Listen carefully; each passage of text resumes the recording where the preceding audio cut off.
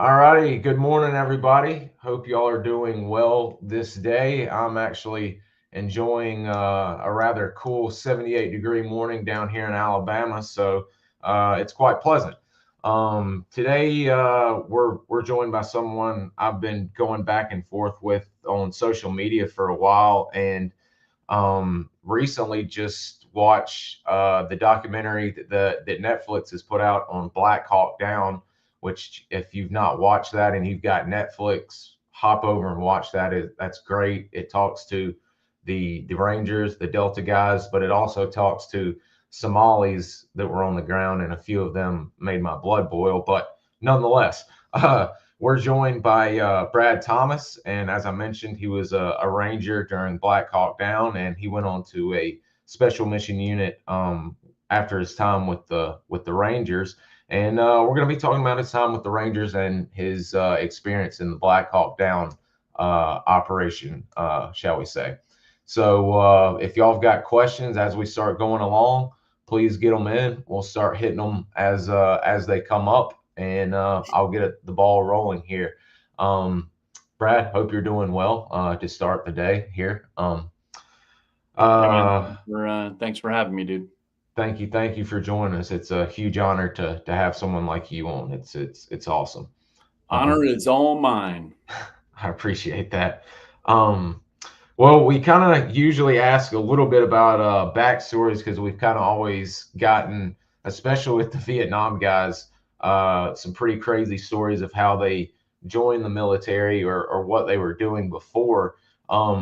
What were you doing growing up? Were you playing Army man, cops and robbers? Were you kind of as a kid thinking you might join the military, or? There was a little bit of, cops and robbers. I think that was just society in general was very kind of geared towards Cold War. And this is just after Vietnam. I was born in '69, so I'm a kid of the 70s and 80s. And it wasn't really in the cards. My parents exposed me to live music as a very young kid, and that hooked me right away. So although there was an interest in guns and an interest in, cops and robbers, bad guys, good guys, whatever you want to call it, and grew up next to a pretty large tract of woods. So had, literally hundreds and hundreds and hundreds of acres to roam around in with my buddies and explore and do things like that. But to be honest, my life trajectory, if I had picked, would have been music, all music. Wow. So how and guys, I forgot to even mention that he's actually in a band and touring, and I'll need to link your band page into the show notes. I've got your social media on there, but I'll put the band page on there as well. How did you start off? What did you start off instruments wise, and how did you were your family musically oriented, or? Yeah, my family was fairly music kind of centric, and we had music in the house all the time. They took me to a Barry Manilow concert. It was my first concert. Okay. Sounds, like a little wishy-washy, but mid 1970s. Barry Manilow was massive. Killing it. Absolutely. One of the things that's really interesting about him in general was the number of medleys that he wrote. So before becoming a pop star, he wrote medleys for this organization in New York. And almost every medley could be McDonald's, could be Dr. Pepper, could be Bucket of Chicken from KFC. He wrote all of those medleys. Wow. And anyways, in concert, he did about a 5-minute song that was just a combination of all of his medleys that he had written strung together. So anyway, started playing the piano after telling my parents that I would take lessons. And that kind of morphed into, did that for 4 or 5 years, morphed into clarinet when school band kind of started. And then that turned into saxophone. And that about 1980, 81, when Van Halen and AC/DC and all that kind of stuff was just starting to hit. You couldn't play that on the saxophone. So picked up a guitar and started playing guitar. But that's how musically kind of my trajectory.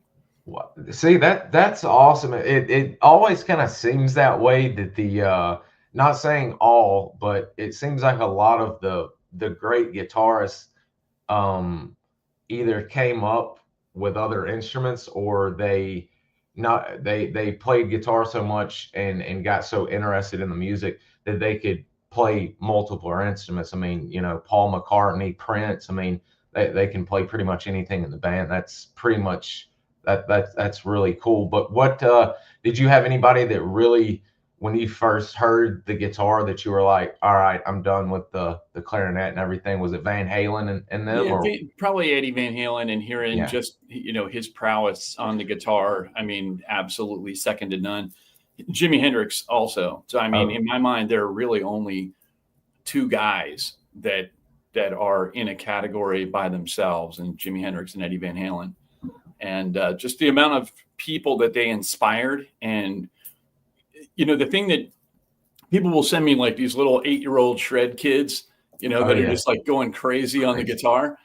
And it's memorization and mimic. And the thing that set Jimmy and Eddie apart was they could write songs. They wrote hit song after hit song after hit song. And so, they're kind of a total package. And anyway, I'm not that good.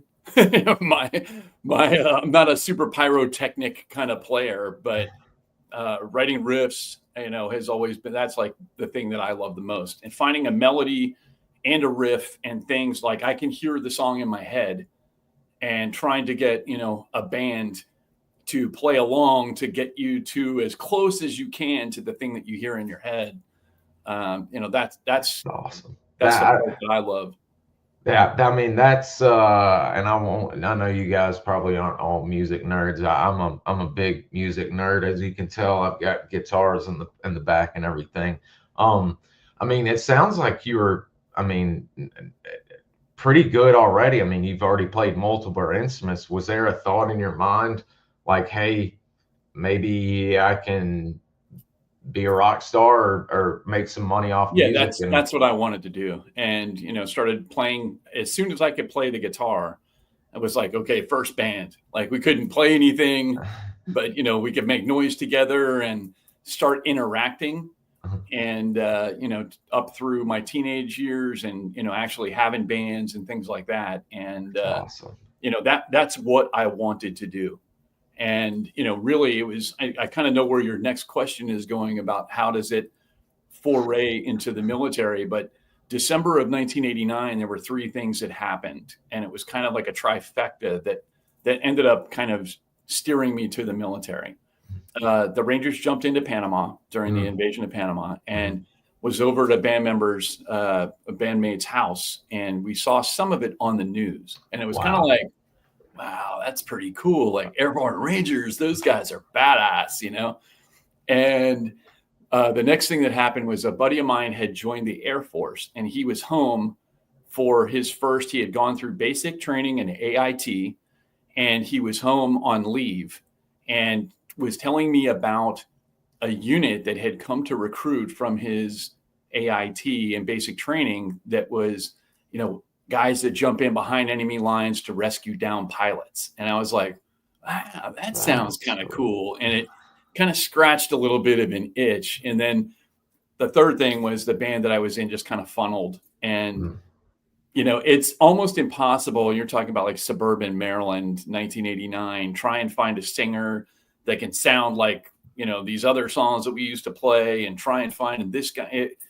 It was years in the making of trying to put together a band that could actually do something. And it like exhausted me to think about having to rebuild, look for people. Now, what am I going to be 25, and trying to figure this out, and making zero money, living with my mom and dad. Like, that's not what I wanted to do. So that was kind of the three things that happened to me that really pushed me to, let me go talk to the recruiter and see what I can do.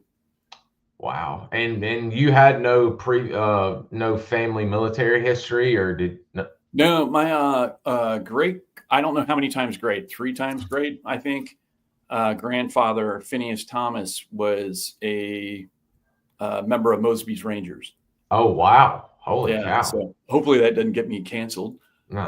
But yeah, he was he was in Mosby's Rangers and in most of the famous battles that if you read about Mosby's Rangers, I'm not a historian kind of person, so I don't follow it. I know some people consider one of them. It depends on who you're going to ask. Is some of the first special forces groups that they fielded. So that's pretty cool. You've got it skipped generations, but at least you made the arc of continuing the legacy. Sure. And serving in the later Rangers. That's pretty cool. So you were thinking Air Force. What's going on here, and why didn't you end up in those Air Force Blues?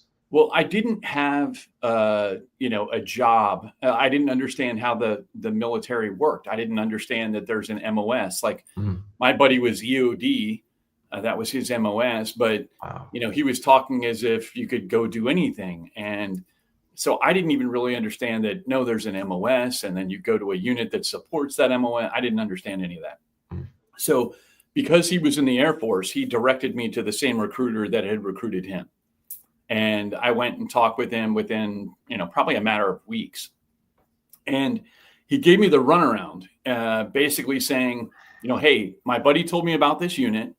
I understand that you can't guarantee that I'll make it, but at least give me some sort of guarantee that I get the chance to try. And in my mind, it was like, oh, well, Thomas knows how to cook, so we're going to send him to wherever to be a cook. I didn't know how it worked. So he wouldn't give me any sort of guarantee, but he lied to me and told me that he could. And so it was like, here, sign here, and we'll guarantee that, whatever. And anyway, I went back and forth with him weeks and would go up there. And one day the Army recruiter who had seen me there every week for, I don't know, a month or so, was like, hey, what the hell's going on with you? And I said, the guy won't give me a guarantee. And he goes, well, what do you want to do? And at this point, I had been able to at least kind of formulate that I wanted to do something special. And I said, I don't know, like Delta Force. And he goes, well, you can't do that. You got to do something first, like Special Forces. And I was like, okay, I'll do that. And he goes, oh, you can't do that either. You got to do something before that, like Rangers. And I was like, okay, I'll do that. And that's how that started. Wow, that it's that as I mentioned offline, that's some of the most interesting parts of some of the vet story is how it seems like a lot of guys in the Vietnam era at least were going Marine Corps. They had seen the dress blues and were like, oh, well, first to fight, all of that, and something would go wrong. Inevitably, it seems like the Marine recruiter wasn't there. Army guy was waiting for them to walk out of the door, and boom, Army right up. So we always enjoy hearing a little bit about the joining process, if you will. That's always interesting. So of course the recruiter kind of plays little dirty there, but the Army guy is on the up and up and takes care of you and gets you enlisted. Well, so I had actually enlisted in the Air Force. And he said, okay, this is totally on the down low. I'm going to drive you to Andrews Air Force Base, and you have to go in and talk with this colonel. Like, I can't be a part of this because it would be a big deal. And he says, I'm going to take you in there. I'm going to tell you what room and everything else, but you got to get him to sign your paperwork to get you out of the Air Force. Wow. And so he drove me there, and I walked in, and I'm long-haired, knucklehead. And this Air Force colonel, like, I don't know what he was, screaming and yelling at me. This is the worst mistake you're making. What are you thinking? You're effing up your life if you don't, stay in the Air Force and all of that stuff. And I'm like, finally, like, dude, I don't know, like, sign my shit. I want to leave. Ready to get out of here. So that's kind of what happened. And it was like sneak back to the recruiter's car and hop in, and we drive away. Yeah. That is wild. I mean, so basically, that's crazy. You were already enlisted. So this guy, basically high up officer, is basically signing this to where you're out of the Air Force ostensibly. Hey, kitty. I've got mine locked up, a little rescue I just found in the front yard. And then you're good to go with the recruiter. Like, literally, you can go with the Army guy and sign up for the Army. Yep. And that's exactly the way it went. Wow. He was like, I'm going to send you to MEPS. I didn't understand the Ranger contract portion, and nobody, at least back in those days, nobody referred to it as option 40. It was just, a Ranger contract. And I didn't even understand what that meant. He probably said, you're going to go to basic and AIT and then to jump school and then to the Ranger Indoctrination Program. But I didn't even really understand what that meant. They showed me, pop in a VHS tape of Ranger School, and it showed guys jumping out of a plane in the desert. It showed guys patrolling in the swamps. And I was like, that looks great to me. Wow. And that was kind of it. So I really had no idea of, and I'm kind of glad that I didn't, but I really had no idea what I was getting into. It was just sort of like, well, if I want to do that, I just have to do this stuff. No big deal. It seems like today, glad you mentioned that, with everybody. I mean, Delta's still somewhat secretive. I mean, I guess guys on podcasts enough have kind of mentioned what goes on, but it's still a surprise. It seems like some of these courses that have been so publicized and all of that, you can psych yourself out before you even get to the school or whatever. Yeah, I think it's kind of like, I'm not going to disparage the Navy or the SEAL program, but probably not a lot of people join the Navy, expecting to scrape paint on a boat for 4 years. Like nobody signs up for that. They all have this vision of, I'm going to be a Navy SEAL. I'm going to be, this badass, and these are the things that I'm going to do. And I think the same nowadays for the Ranger, community. They see all this stuff online. There's social media pages from the 75th Ranger Regiment. There are recruiter pages. There are, you can kind of see every step of the way. And I think it gives people maybe a little bit of a false sense of, I can do this, or I don't know. But they're giving it away. I was glad that it was sort of a black hole for me. I really didn't know. And then when I got into basic and everything else, I sort of kind of figured it out a little bit more. And some of my buddies, I had a friend that did it, and, this is, but it's all like secondhand knowledge. And then, the G2 network starts up, and I heard in RIP, you have to do this. And I don't know, my mind frame was always like, I don't want to hear from somebody that washed out. Yeah. Like, I don't care. It doesn't matter to me. Like, you didn't make it. I don't want to hear what you have to say. I'll experience it myself. And I also don't want to set myself up that if something doesn't jive with what someone's told me, now I've kind of mind fucked myself. Absolutely. And, anyway, so I just approach it open-minded and kind of figure it out as I go. That seems like everybody we've spoken to, that's the best way to do it. And we've spoke to a few guys that had to redo Ranger school in Vietnam because they had listened to guys and overtrained or done something that really wasn't necessary and just messed themselves up before they even got there. So so you go through basic, and is this like 1999 or 1990 or what time frame? Yeah, so I originally enlisted in May of 90, and the soonest they could get me in was November of 90. So back then, it's not like they were, the floodgates were open or anything else. It took a long time for me to even, get to go to basic. Over that summer, Desert Shield kicked off. And so the build up to what would become Desert Storm happened. And they called me and were like, hey, we can get you in now. And I'm like, dude, I'm enjoying my summer. I'm doing my thing. Like, nope. And so anyway, stayed on track to come in November of 90. Wow. I imagine that non-wartime military was kind of strange for everybody. Yeah, they were, like the recruiter, don't say that you smoke pot or did any sort of, illicit drugs. So, I denied all of that. You know, if any sort of alcohol related incident, you're not even getting accepted. They almost didn't take me because when I was a kid, I was allergic to milk, and that was a huge ordeal. I had to go to my pediatrician, get him to write a letter, you know, all this stuff. But it was like a huge ordeal. Jeez. Yeah. That is crazy. Man. How soon, speaking of RIP, how soon do they show up? Is that after AIT or is that after airborne or? Yeah, that was after airborne. So basic training, and I didn't even really understand the difference between basic training and AIT. I mean, I understood that now we're doing infantry training, but it was all kind of infantry training. So, you know, basic training being here's how to shoot, here's how to do all the basic skills that you need to be in the military. Mm-hmm. And then AIT, a little bit more formalized, but I'm in the same bed.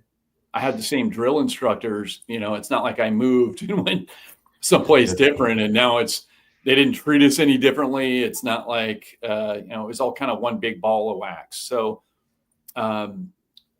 left basic, went to airborne, made it through airborne. And that's when the Ranger cadre, RIP cadre showed up at airborne school. Wow. And is there a lot of guys once they show up and explain, you know, they're looking for recruits or what have you, or candidates, is there a lot of y'all that want to go, or is there a few of y'all, or what's the number of you know, airborne school was the first place where you know, so I went to basic training on Sand Hill at Fort Benning. And on Sand Hill, there are all these different starships that are different companies, different battalions that are, you know, at different varying cycles of basic training and AIT. Mm-hmm. So airborne school is the first place where all of those different starships kind of end up at the same place. And, you know, so you and your buddies from basic are really the only ones that you know. You don't really you may interact a little bit with, you know, some other guys, but, you know, for me, it was like, I'm in the same room with the same guys that I was bunking with in basic. We all had Ranger contracts. I think, in my company at basic training, there were 12 of us that had a Ranger contract, and something had happened, right before Desert Storm started, where they changed anybody that had joined unassigned airborne, unassigned infantry. They changed their MOS from 11 Bravo or Charlie to 11 Mike, which was like dismounted, riding in a Bradley, or 11 Hotel, which was a tow gunner on a like Humvee, I think. And so all of these guys in basic were like, I got a bonus because I came in unassigned, and all I have to do is volunteer when I get to airborne school for RIP. So I get a bonus and I get to go to RIP. And I was thinking, oh, my recruiter fucked me. Like, you know, I didn't get a bonus. I just got this stupid contract. And anyway, so when they changed all those guys, MOSs, you know, that was kind of like, wow, thankfully I had the contract, and they weren't able to change, like I said, me and like 12 others. So anyway, get to airborne school, and you're really not interacting with other basic, you know, guys that were in whatever phase of basic training. It wasn't until RIP where you kind of start to interact a little bit with other folks. So I didn't see, to answer your question in a very long roundabout way, I didn't really see if there were guys that were volunteering or people that were signing up additionally, or I really didn't see that. I don't remember seeing that. I just remember when the RIP cadre showed up, they started screaming and yelling. They pulled a stake bed truck up and they started screaming and yelling. You know, anybody that's supposed to be going to the Ranger Indoctrination Program, get in formation right now. And we all go running over there. And the lead cadre was just, you know, who wants to quit? 10, 9, 8, 7, and hands just started getting raised. And I was like, what? That was my first interaction with the whole quitting thing. And, you know, right next to me was a guy that I was in airborne school with and had gotten tight with.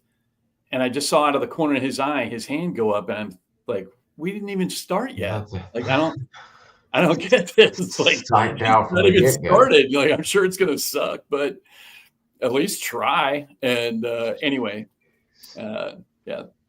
Wow, that's crazy. I mean, psyched out from the very get-go. Man, how long is the RIP process or course? So I was. It all has to do with when in those days it had to do with when you graduated airborne school. So airborne school, 3 weeks, ground week, tower week, jump week. You're supposed to get like a jump a day for jump week. And on Friday, you're supposed to get a jump, pin on your wings, and then the RIP cadre would show up and take you to start RIP. In those days, RIP was 3 weeks long. Wow. And maybe 3.5 weeks long, some like 21 days, 27 days. I don't even remember. But I didn't get my last jump in airborne school until maybe 5 p.m. on Friday. So the RIP cadre came over and grabbed all of the guys that had gotten their jumps and graduated airborne school, and me and 4 of my friends, maybe 5 or 6 of us actually, got the weekend off, and then we got picked up by the RIP holdover cadre on Monday morning. So I sat in RIP holdover waiting to start the next RIP class because I didn't graduate until too late on Friday. Jeez. So RIP holdover was every bit as fun and adventurous as RIP was. And they kind of similarly, like, didn't really understand, you know, I knew I was in holdover. I knew I wasn't starting yet, but we just got harassed all day long, you know, and that was kind of it. There wasn't really much. You would do details all day, you know, get sent out to go help move something or whatever it might be. And then, you know. Yeah, as soon as I heard you were the time you graduated, I was like, this isn't going to go well. And when you said holdover, I was like, yeah, holdover is not going to be well either. That's yikes. And is there a large amount of guys throughout the process that are dropping, or is there a certain time to where there's a dropout process, would you say, or is it just all along the RIP process? Yeah, all along, you know, most of the guys that I went through basic and AIT with and airborne with, like, we all made it through. I think we had this insanely large class. When I was in RIP holdover, we actually had bunk cots in our room. So in a room that was about this size room, like maybe 15 by 15, there were 4 bunk beds, and then there were at least 2, if not 4 bunk cots. And we were just crammed in. So I think we started in the neighborhood of 280. And we finished with 73, 78, something like that. Wow. That is a hell of a drop rate. Wow. And is what's that next process? Do y'all go to Ranger school immediately, or is there No. So from there, at that time when you were in RIP, the rumor was you don't get to pick where you want to go, 1st, 2nd, or 3rd Ranger Battalion. And then the cadre told us, listen, we're going to try and accommodate everyone, but if everybody picks 1st Ranger Battalion, at some point they've had their fill, and we're going to start, you know, needs of the regiment. So they said that they would do it in alphabetical order. And given my last name started with a T, I thought, okay, I wanted to go to 1st Ranger Battalion just because I wanted to be on the coast, and had nothing to do with anything that I'd heard, this battalion is better, or, you know, any of that. But I figured, because everybody wanted to go to 1st Bat, it seemed, that the only way to guarantee where I would end up was to pick 3rd Bat. And the other thing was, at this point, I'm kind of tired of living out of a duffel bag, and Yeah. have been doing that for 6 months or so. And I could see from the RIP barracks, I could see B Company 3rd Ranger Battalion, and it's like it's right there, and there's no guarantee what company I'll end up in, but and I didn't know that I was seeing B Company. I just knew that I could see the Ranger, the Ranger Battalion. And I figured if I pick 3rd, no one's picking 3rd. It kind of guarantees me a slot there, and I won't end up getting sent out west, to Fort Lewis. I didn't want to be on the other side of the country. My family's all on the East Coast, so I picked 3rd Ranger Battalion. Is that where first was at Fort Lewis in Washington? Second. Yeah. Where's first at? Hunter Army Airfield in Georgia. Yeah. Yeah. Okay, so there's 2 in Georgia. Wow. Okay, I didn't realize that. Wow. So B Company 375. What's it like for the FNGs coming into a company? What's your first couple of days like? What's going on? Well, when you graduated RIP, they gave you your black beret. It was the first time where you could kind of put it on, and of course, you didn't shape it correctly, and you look like a new guy. And the big call out back then, even if you had a Ranger scroll, like once you got there, you sewed on your Ranger scroll and showed your unit of assignment, sewed on your airborne wings and all of that. But it took a couple of weeks before they sent you to the issue facility to get the Ranger issue. So here's your Ranger gear, separate of here's your basic training Army issue. And the big separator was wearing leg boots. We called them leg boots, which were all black combat, leather boot. And all the Rangers were wearing green jungle boots. So put on the beret, we graduate, and we're walking down the sidewalk, and I think someone yelled at us, "You're supposed to be marching because there's more than 3 in a group." And someone started launching water balloons off the roof at us. As we were walking down the sidewalk, and nice boots. I just remember, nice boots, Cherry. And then water balloons starting to hit. And anyway, so that was kind of like, I had heard stories in RIP, there were guys that I talked to my buddy who went here and that kind of thing. And, the hazing was pretty significant back then because there was no real differentiator. It's not like people were deploying or you had something under your belt that other guys didn't, it was all even. So the only way that they could really determine who was suitable and who wasn't was, did you quit when they hazed you? And then could you hang during PT and other events that were physically demanding? Wow. Yeah, I can imagine that hazing back in the day was pretty gnarly. People will say, like, I joined at 21, so I didn't join at 18. But people will say things like, "Oh, well, you didn't get to go to college, so you don't really know what it was like." And I'm like, "You have no idea what the Ranger barracks was like." Oh, I can imagine it's worse than any fraternity hazing or anything like that. Yeah. That, geez Louise. I would like, I guess you can't really do it now.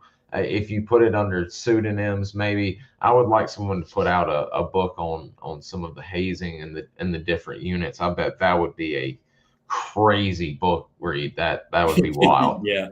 I think that book would probably get you, well, depending on statute of limitations on a lot of stuff would have run out, but yeah. Names would still have to be changed to protect people because I'm sure there'd be some gnarly ones. It's interesting. It goes to the whole point where we were talking about earlier.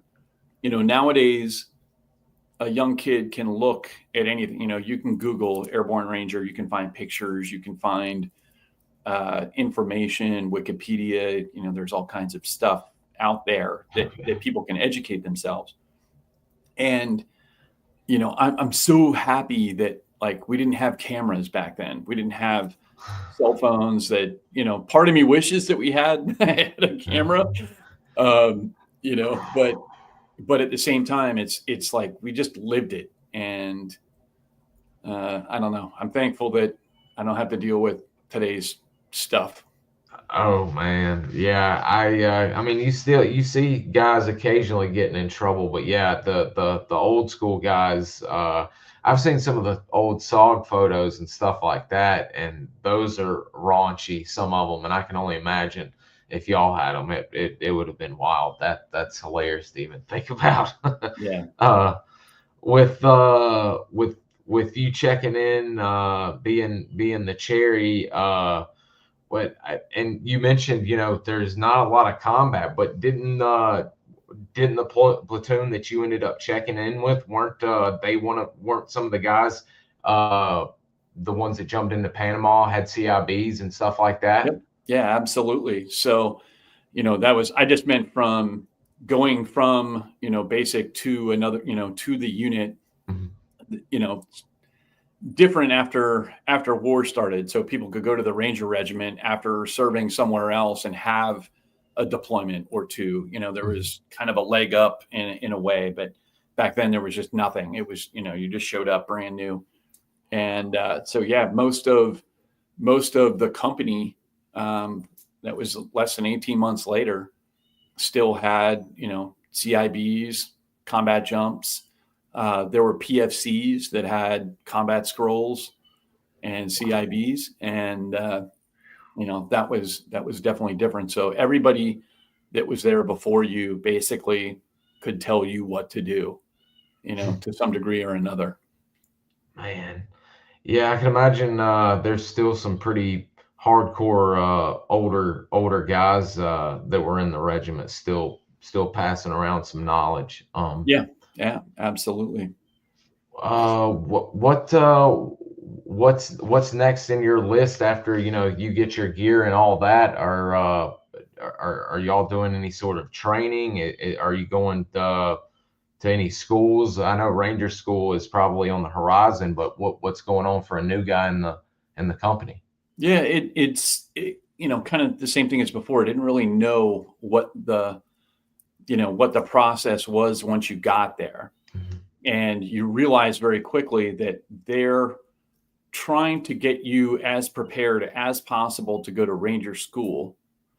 And, once they've determined that you're not going to quit and you can hang and you fit in, Mm-hmm. and everything will assimilate, whatever you want to call it. Their whole goal is to get you to Ranger School so that you can then become a leader and help train more guys that are coming in.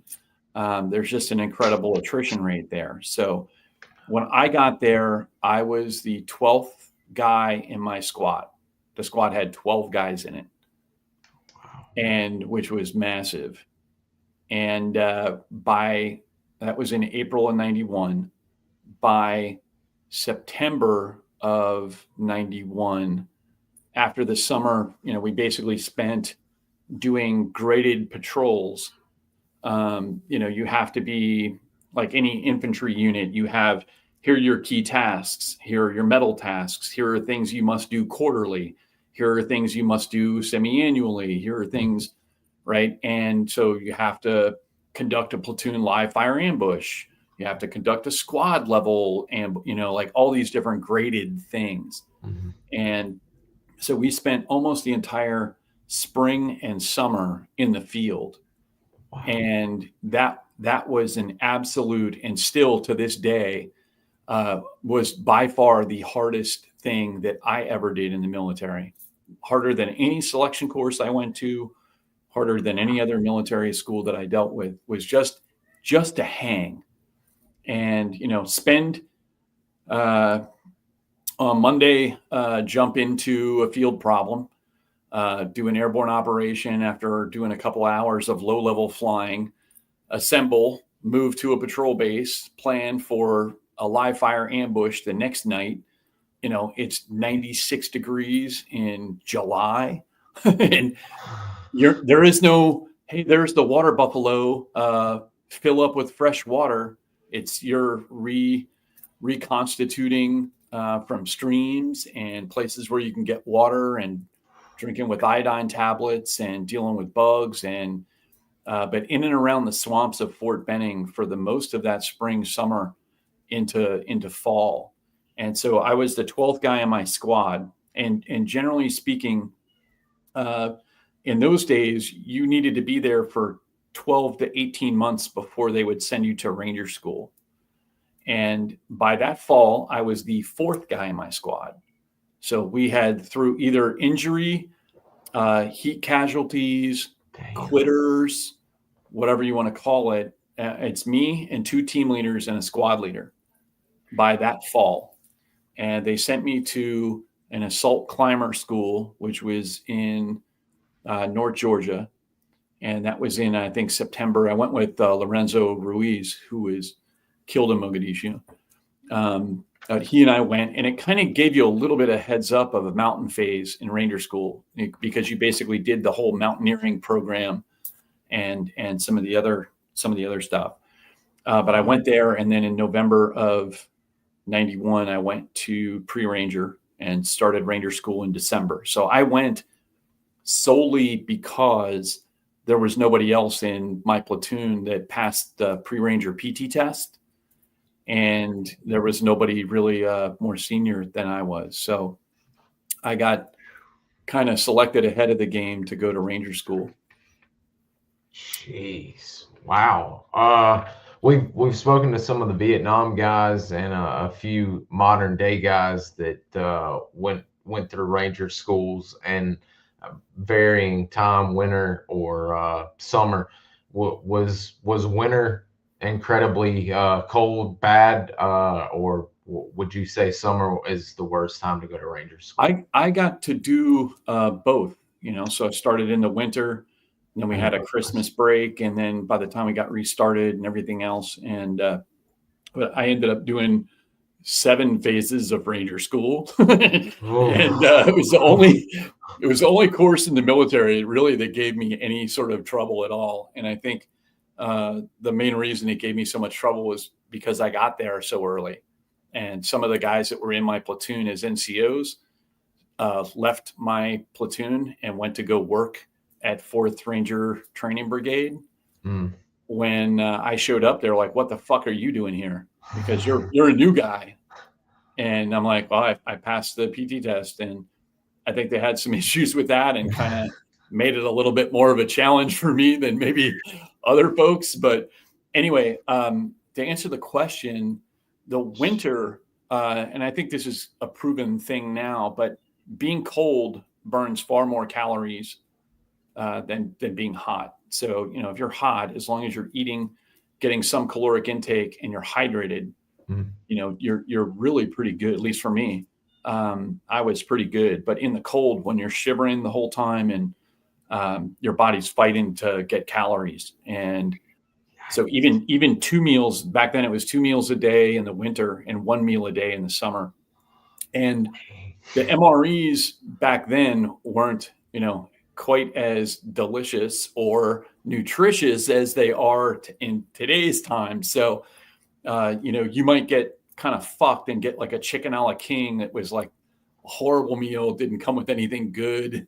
And, you might get a couple of those. And anyway, I found the winter to be far more challenging than the summer. Wow. Yeah, that's pretty much on par with what we've heard from the other guys. They said you can always cool off or shed clothes or do what you need to do, but you can't get warm enough when you've got what y'all got out there. So yeah, that sounds. And is it you mentioned you were able to get a winter experience and a summer experience? How long is it? Like, is it like 70 something days or? That was back then. It was 4 phases, and it was 72 days, I believe. Holy cow! So yeah, I can see why. Did you guys lose? Did you lose a bunch of weight going in? Did you come out of there skin and bones? I'm just a little over 6 feet, and I probably went at between 165 and 170 pounds, and I graduated at about 135. Wow. That's great. I mean, with all of your stuff, and I mean, you mentioned earlier that that was pretty tough. I mean, would you still rank Ranger School as being one of the more difficult schools you Yeah, are? definitely challenging mentally and physically. It's more of a leadership thing than, I didn't necessarily understand that until I got to the Ranger Battalion. That this is really about putting you in charge, and now you have to run a patrol. It was more like, can I just be a good, team member? Mm. And anyway, so that was a little bit of a challenge in being. I went as an E2, so I'm with captains and then Ranger School back in those days, they switched back and forth midstream for my class. And it used to be that they didn't allow anything other than infantry MOSs to include the officer corps. Had to be some sort of infantry, type of field artillery, something. Mm. And then they started letting in like any MOS can go. So you had like quartermaster people, you had, Wow. and that was kind of a weird experience. So people who had never done this kind of stuff. And anyway, but yeah, I feel That's like crazy. for me, the hardest part of the whole experience was that first summer, just going out to train every week, incredibly physically demanding, doing PT in the off days and days that we weren't in the field, getting run into the ground, having to hang. And, when someone's running 6-minute miles or 5:30 miles, God having to Almighty. hang with that stuff. And then Friday, get back to the barracks, clean weapons, and then go party all weekend.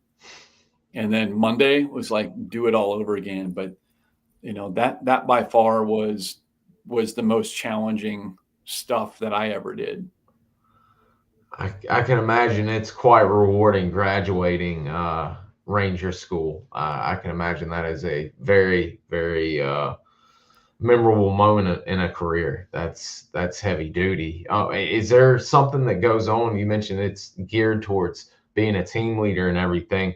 Is there any sort of I don't want to say promotion or anything, but do you get a new assignment or anything fresh out of Ranger School? Yeah. So they would, back in those days, you get promoted. So if you went as an E2 or an E3, you got promoted to E4. Wow.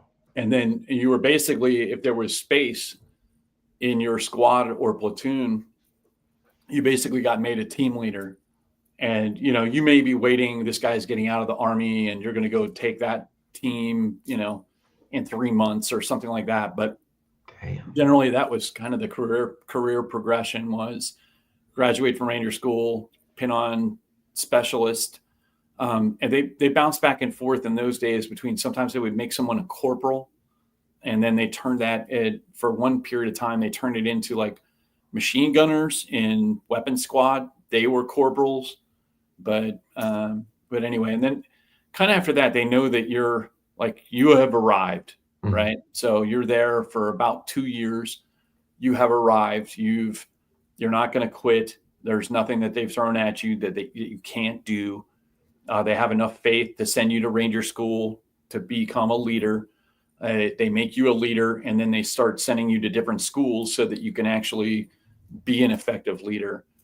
So you have your like NCO development schools, you have Jump Master, you have back then, SEER school, like survival, evasion, resistance, escape. A handful of other schools that they might send you to just as like a benefit. They want to get you promotion points. They want to get you promoted, keep making ranks so that you can be a squad leader, so that you can be a platoon. It's kind of taking care of guys more or less. Building up the next guy to Yeah. take over. That's pretty cool. I didn't even realize it was ingrained like that to to build leaders in that aspect like that. That's interesting. And then there were times, the early 90s and mid 90s, even, I think pre-GWAT, one of the things that would get thrown out all the time was Abrams Charter, which was the whole idea of General Abrams was to have these highly trained, very efficient Ranger units that would go out to the regular Army and kind of bring them up to a new level, because they could show, these other Army infantry units, might be the 82nd, 101st, whatever. Here's the way we do it in Ranger Battalion. Here's the way. And it was kind of, for us back then, it was like a threat, right? Because like, I don't want to get sent out of here. This is, I'm making extra money jumping. I'm, getting promoted. I'm well known. Got the respect of my leadership and, on a career path and everything else. And then someone would throw out like, you may have to consider going, never to me, but guys above me always seem to be getting threatened with, going to a different unit to help out, and teach, and whatever else may entail. Yeah. Wow. So I had at that time graduated Ranger School. I pin on E4, and they're grooming me for sergeant. And I tell my leadership, I'm interested in doing something different. I want to go to the recon detachment and go to selection for that.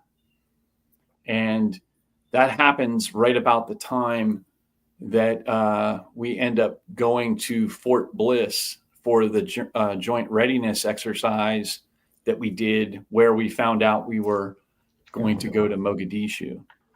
Wow. So I was supposed to have gone to selection for the recon detachment in October of 93. But they didn't end up having a selection because one of the battalion, one of the companies was not there. So jeez, that is crazy, that there you were going to get started with the recon detachment, but even before Mogadishu. Wow, that's interesting. And we'll be getting into that, of course, a little bit. Yeah, I wasn't, and we kind of talked about this a little bit beforehand, but I didn't realize that the Army was so cyclical in its training, so it's like, here are the graded things that you have to do every year as a unit. Company level stuff, platoon level stuff, battalion level stuff, squad level stuff. And then there are the special missions, that you do and things like that.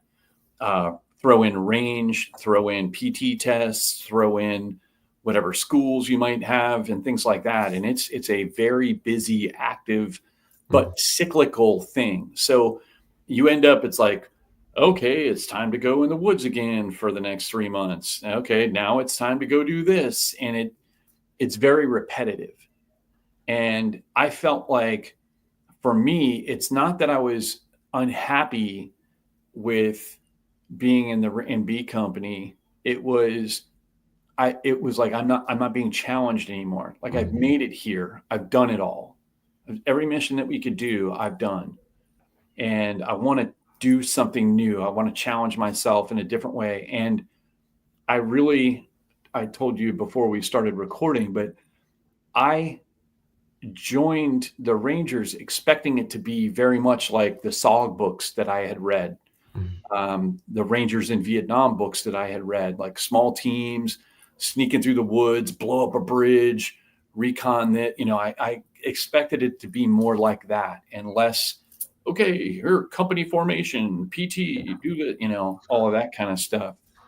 And, also a product of peacetime military. Absolutely. So that's better part of, from 1970 to 1990, 20 years of peacetime military, more or less. So I wasn't unhappy. It was more like, I need to be challenged in a different way. I want to do something a little different, a little more specialized, not better, but more specialized. Things getting a little stale, kind of. Yeah. Well, leading into something that's not too stale here. You mentioned doing the joint readiness exercise and all of that. Do you guys know? Did you say you guys know then that y'all are getting ready to go to Mogadishu, or is it after that when you get back home that it starts spinning up? No, we actually got spun up in the middle of the exercise. So I think we were there for 2-3 weeks. I think it was 3 weeks. And at Fort Bliss doing this large scale readiness exercise. And about halfway through, there was like a meeting, hey, leadership into the leadership tent. And, here's the situation. There's something going on. Here's where it is. The president may want us to go, be a part of a task force that helps figure this problem out. And, more information to follow kind of thing. And none of us were really expecting it to turn into anything. And within a day, maybe 2, there was kind of a, hey, this is getting more serious. There was another American killed as a part of this UN peacekeeping force that's trying to give aid to the Somalis. It's being, they're being ambushed. These aid, food and things like that are being stolen. And then it's on the black market. And, so anyway, next thing you know, we were doing a train up and, rehearsing and practicing how we were going to go do a mission if we were tasked with going over to Mogadishu. Wow. And again, guys, if you've not seen the new documentary on Netflix, I recommend you watch it. A lot of great photos. Brad, several Rangers, Tom Satterley from Delta is speaking. I kind of got a kick, or was a bit alarmed, to put it mildly, that y'all get there and y'all are just put in.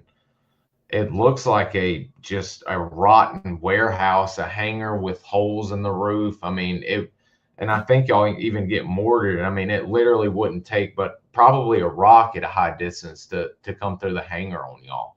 Yeah. Yeah, almost right away. They identified we got there within a couple of hours. They were like, hey, there's a hole in the wall over here. This platoon is responsible for guarding, the hole in the wall. Don't let anybody into our compound. Put out concertina wire to stop people from coming in from the airfield side. And so everything started to kind of get secured a little more seriously. But within a couple of hours, I took one of my privates out and was at the hole in the wall guarding it. And there were Russians, doctors, that had trailers over on the other side of the wall. We don't know who these people are.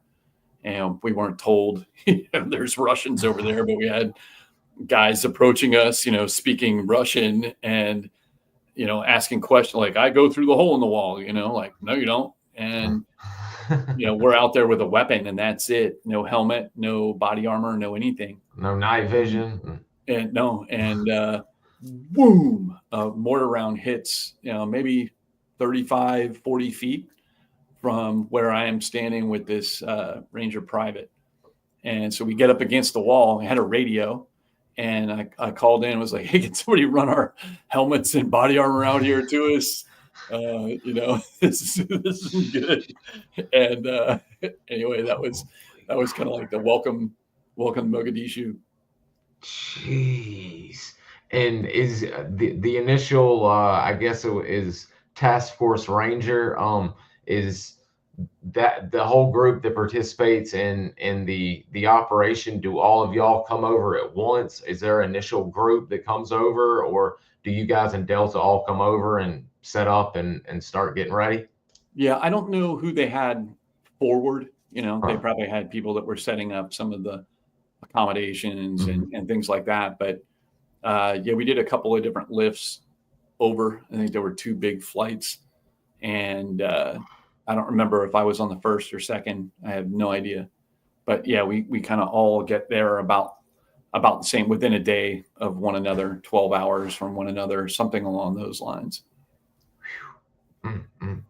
Yeah. And do y'all know coming in, is it, I'm trying to think on the movie if it shows y'all coming in on a bird or anything. Can y'all see does it look like for a lack of a better term, a hellscape? Do y'all have any idea of what might be coming?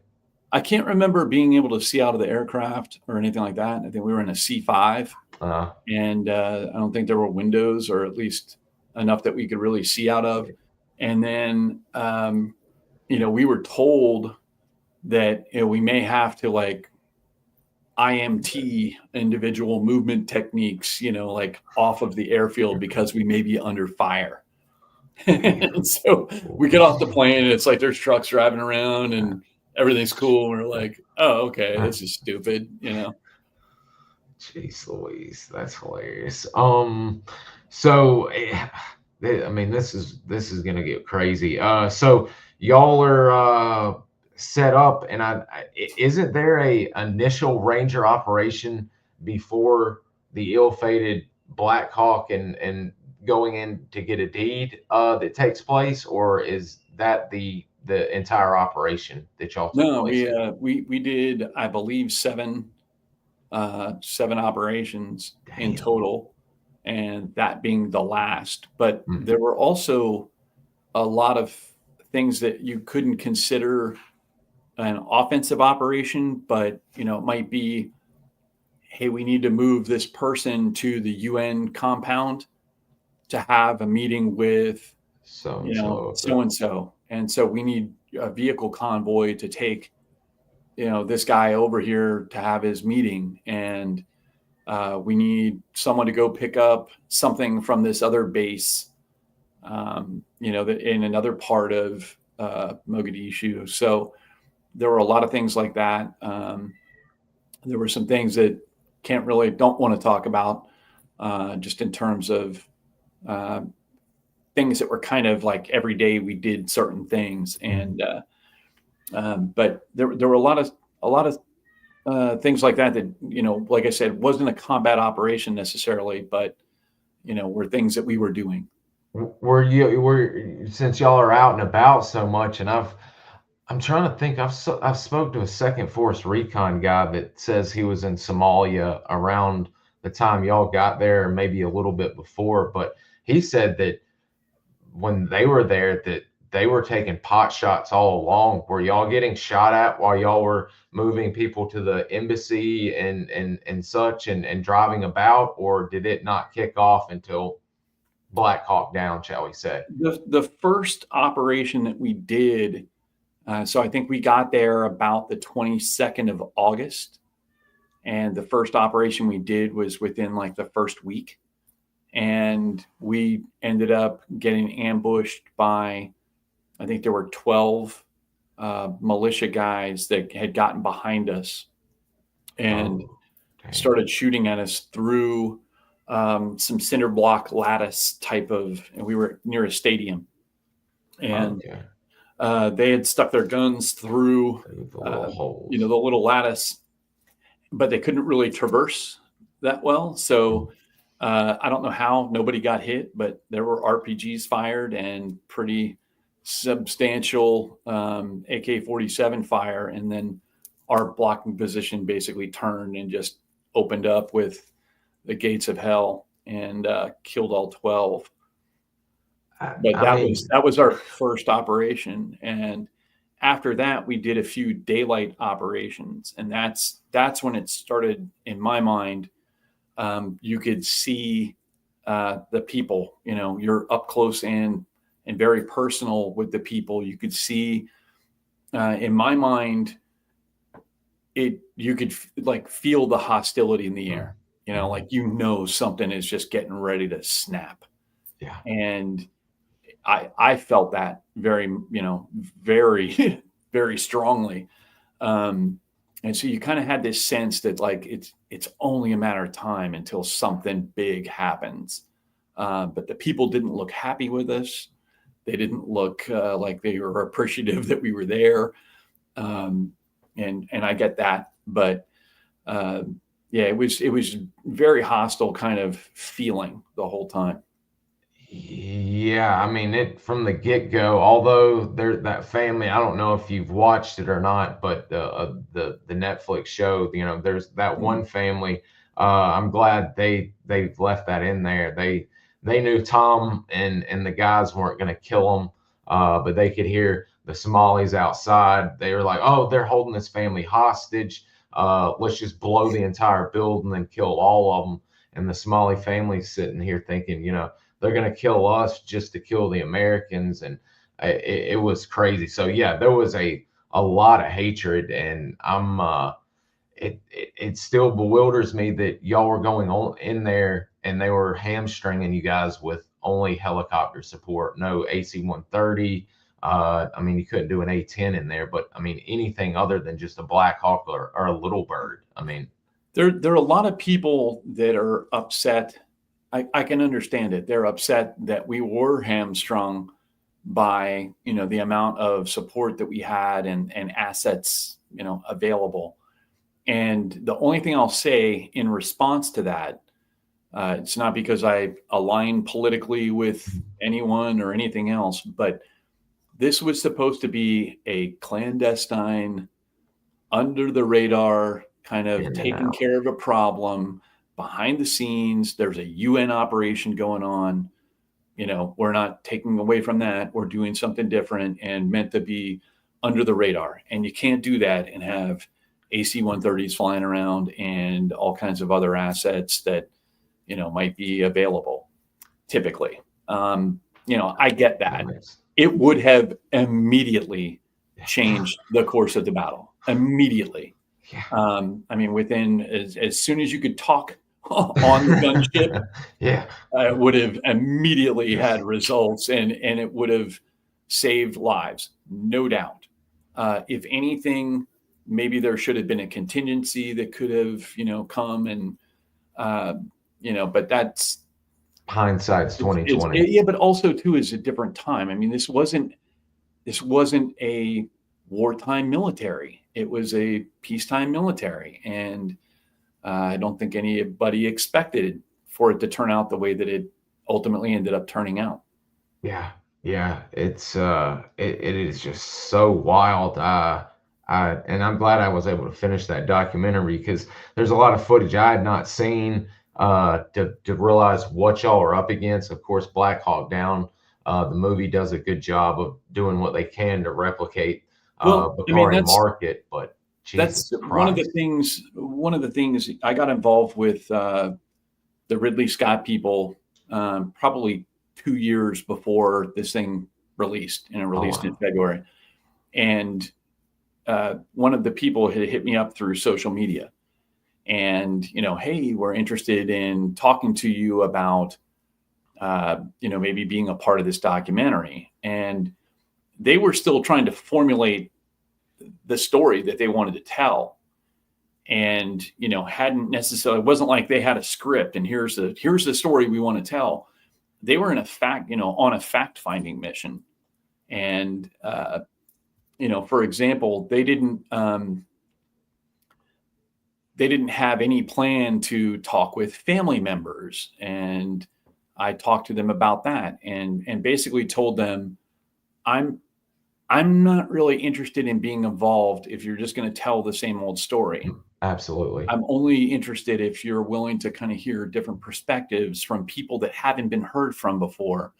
And the movie has become history. Absolutely. The movie is not accurate. Mm-hmm. So when everybody, goes into watching this thing, they have the movie in their mind as, okay, this is what happened. And it's like, no, that's a telling one version of what happened as told by a select few. Mm-hmm. Mm-hmm. I was surprised to see so many men that were not even interviewed in the book. I never knew that were, quite frankly, even a part of the mission. I mean, Mr. Tom Satterley, I kind of had heard, but had never seen him go into such great detail. Randy, I'm going to butcher his name, Ramalia. Yeah. David Deemer, Larry Perino. A lot of great interviews and a lot of great stories, as you just said, that I had never heard of. It's not the replay of the Black Hawk Down movie whatsoever, and that's one thing I was very glad to see. It was Well, Very amazing. as an example, Matt Eversman, who is a dear friend of mine, was depicted in the movie as one of, he was the main Ranger character, more or less. And Matt went out on the initial operation, and he ended up back in the hangar very, very quickly when we extricated Todd Blackburn. And that's when Casey Joyce was killed, and that's when Dominic Pilla was killed. And Matt didn't end up going back out. And so he's been fictionalized and turned into a character that did all these things on the big screen that he didn't do in real life. Now imagine being him and having people come to you and say, "Hey, what was it like when you?" And he's like, "No, I didn't do that. That's Hollywood took me and turned me into something that I didn't do." And so that was also a part of the conversations I was having with the Ridley Scott people was you need to have like a fresh approach to this. And there are stories, basically what I tried to convey to them was my platoon did a large portion of the work that day in driving in and around looking for crash sites. We sustained the majority of the casualties killed in action. And that was never depicted in the movie. It was sort of like, oh, there's some guys coming to drive the bad guys off target. And Jamie Smith. So I wanted our platoon and the guys that I was with to get the recognition for what they had done, because the movie basically paid it very little attention. And so I was happy to be featured because I was glad to be able to represent the guys that didn't get to come home and guys that, did some amazing stuff that wasn't depicted and most people don't know about because the film has become the historical event. I was really glad. What do you think about doing a two-parter here on this? Oh, if you would be open to it, I'd love to. Yeah. Do you need? Are we Tom? We're pretty much there, but I would Okay. like, this is a good kind of like, don't want to get into the heat of battle. And Oh yeah, I mean, heck yeah, we've got plenty of right here to still get into. That would be great if you wouldn't mind a part two. Yeah, absolutely. Okay. Well, yeah, I'll. If there's interest and people aren't bored. Oh God, yeah, we've actually got 33 people watching live right now, so that's nice. At 10 o'clock in the morning, which isn't too bad. Yeah. Do you? We'll do this. We can do it offline. Guys, as you heard, we'll continue with part two. I am taking down the questions. Chris, Mike Force, Undone, and the 508. We can hit a couple of questions first. How about that? Okay. There's only a few right now. Let me see here. That's Delta. Much respect. We'll get into some of that right here. Looking back on the ill-fated mission, does Brad feel the Rangers were utilized appropriately as a blocking force for Delta, or a better way to accomplish that mission from a tactical standpoint? Yeah, I wouldn't get into like how we did what we did. The only thing I would say is that I don't feel like at the time we were prepared for contingencies. So what happens if this happens? What are we going to do? It was more like, this is what we're going in to do, and that's our job, period. If we had gone into like, what happens if we are taking so much fire that we can't communicate and effectively communicate? What do we do? If we had gotten into more of the contingency aspect of things, I think it would have also turned out a little differently. Mm-hmm, mm-hmm. I just had a text message. My buddy just got off because he's at work and got caught listening. He was curious, and I guess we can probably end on this one. He was curious about, because he actually finished watching the documentary as well, and I was just like me surprised. The RPGs, 900 or so shot, but where were all these weapons coming from, and how did they have these at such ready access to use on you guys? Yeah, I mean, the majority of third world, clan fighting, these things all over the place. And fortunately, not all of them are maintained the way that they should be, so they don't operate exactly as intended. And I saw a lot of stuff where it's like, oh, that wasn't armed. So maybe the person wasn't trained properly in arming the round before launching it. Yeah, that was hands down the scariest thing. I mean, I don't think anybody wants to get shot at, but our RPGs are, there were a lot of them flying around that day. That's an astounding number. I've heard a lot from the Vietnam, the SOG guys in the field, you know, seeing 10, 15, 20 in a 2-hour battle, but 900, you know, that is takes on a whole new level of it. Oh, we'll do this as a short question. Women Rangers, were there any in your time? No, there weren't in my time. And, you know, to me, that's, you know, it's not really my place to say, because I'm not serving currently. And if it's sort of like armchair quarterbacking, there are people that are capable of doing all kinds of great things, regardless of their affiliation with, you know, gender, any of that. So I would have an opinion. It would matter if I was currently serving, but it doesn't really matter 15 years retired what I think, because I'm not there. Absolutely. I still don't know what to think, quite honestly. I've never served, so my opinion, quite frankly, doesn't matter, even more so than a retired vet. So I have nothing to say on that. To close out, 508 Ranger said, much respect to Ranger Thomas. He was a young PFC and C375 in 97 while Brad was 75th RRD. Remember seeing him RRD Ranger NCOs. He left after I got Ranger qualified early 99. Rangers lead the way. Awesome, sir. Man. Thank you for watching today. I hope all of y'all can join. I'll get offline and we'll see if we can schedule something, and I'll get it on the internet ASAP to where y'all can know about it. So hope everybody enjoyed our little chat, and part 2 will be jumping right into the action. So hope everyone has a great day, and I will see you guys later. And Brad, stay on for a second. We'll chit chat for a second. All right, man. See you guys. See y'all later.